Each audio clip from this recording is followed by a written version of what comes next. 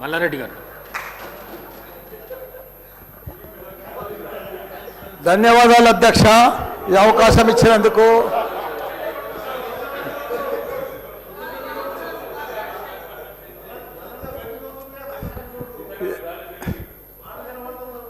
సరే, పెళ్ళికి వచ్చినా రాకున్నా కానీ ఒక అధ్యక్ష చాలా బాధాకరంగా ఉన్నది, చాలా ఇబ్బందికరంగా ఉన్నది. మా ఇన్ఛార్జ్ మంత్రి వల్లనే నాకు. ఎందుకంటే నేను సురువుల మా శ్రీధర్ బాబు మాకు ఇన్ఛార్జ్ వస్తా అంటే నాకు మంచి మిత్రుడు ఆయన. నాకు అప్పుడు ఆయన మంత్రి ఉన్నప్పుడు 2009లో నా కాలేజీలకు హెల్ప్ కూడా చేసిండు ఆయన. కానీ అట్లా వచ్చినందుకు ఇప్పుడు మళ్ళీ మాకు ఇన్ఛార్జ్ మంత్రి అయినందుకు చాలా హ్యాపీగా ఫీల్ అయినా. కాకపోతే ఇప్పుడు ఎంత బాధపడుతున్నా అంటే అంత బాధపడుతున్నా, భరించలేను ఆ బాధను.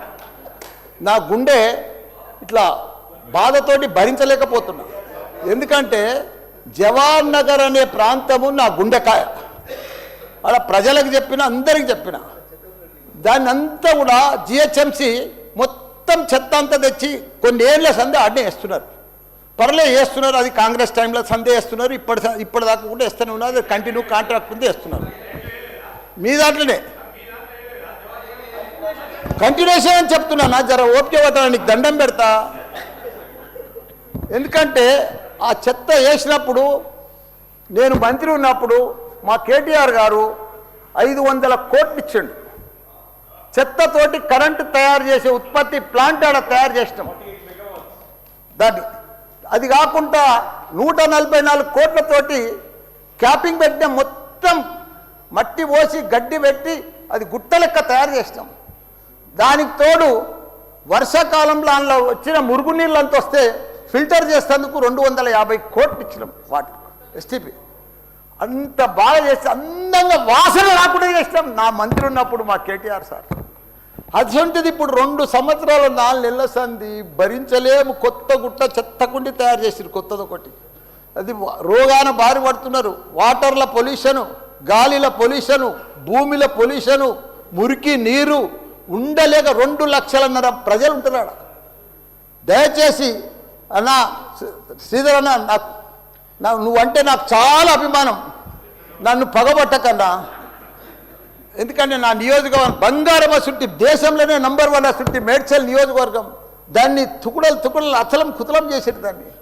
ఇప్పుడు దాన్ని 61 గ్రామాలు ఉండే, 3 మున్సిపాలిటీ కార్పొరేషన్లు ఉండే, 7 మున్సిపాలిటీ ఉండే. దాన్ని తీసుకుపోయి మొత్తం జిహెచ్ఎంసీ చేసారు. ఇప్పుడు 16 వార్డులు చేసారు దాన్ని.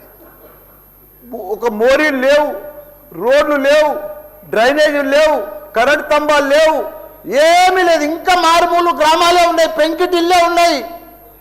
దాన్ని తీసుకుపోయి జిహెచ్ఎంసీలో కలిపారు. హైదరాబాద్ మస్తు డెవలప్ అయింది. కానీ నా జిహెచ్ఎంసీలో కలిపినప్పుడు, నా దాంట్లో కలిపినప్పుడు దయచేసి స్పెషల్ కేటగిరీ కింద జిహెచ్ఎంసీ చెత్తంతా ఆడికే వస్తుంది. దాన్ని ఒకటి క్లీన్ చేసి మీకు దండం పెడతా. ఎందుకంటే అక్కడ నేను ఉండలేకపోతున్నా.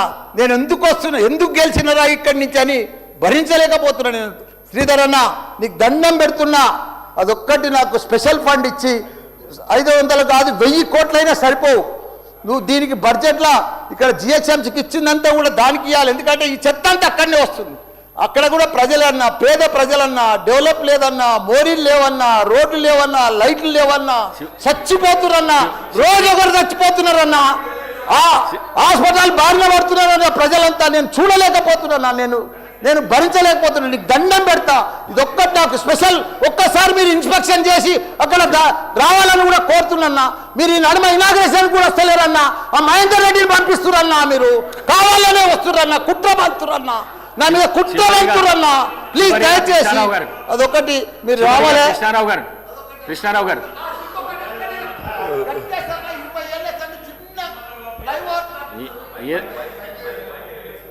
మైక్ లేకుండా సరే అన్న చెప్పేస్తా. చిన్న ఒకటే నిమిషం. చిన్న ఫ్లైఓవర్ 20 ఏళ్ళ సంది కడుతుండ్రు. నేను డబ్బులు లేకపోతే కూడా నేను 2 కోట్లు బదలిప్పించి ఆయన 90% కంప్లీట్ చేసిన. ఆయనకు 4 కోట్లు రావాలి. 3 చచ్చిపోయి వీడికి ఆ ఫ్లైఓవర్ బంద్ ఉన్నది గట్కేసర్లా. దయచేసి ఆ 4 కోట్లు రిలీజ్ చేపి అన్న, నీకు దండం పెడతా. ఆ గట్కేసర్లా ప్లీజ్ అన్న, నీకు లెటర్ కూడా ఇచ్చినా, నీకు మొత్తం ఐడియా ఉంది దానికోసం. థ్యాంక్ యూ అన్న, థ్యాంక్ యూ అన్న. చివరిగా కృష్ణారావు గారు. ధన్యవాదాలు అధ్యక్ష. మా శ్రీధర్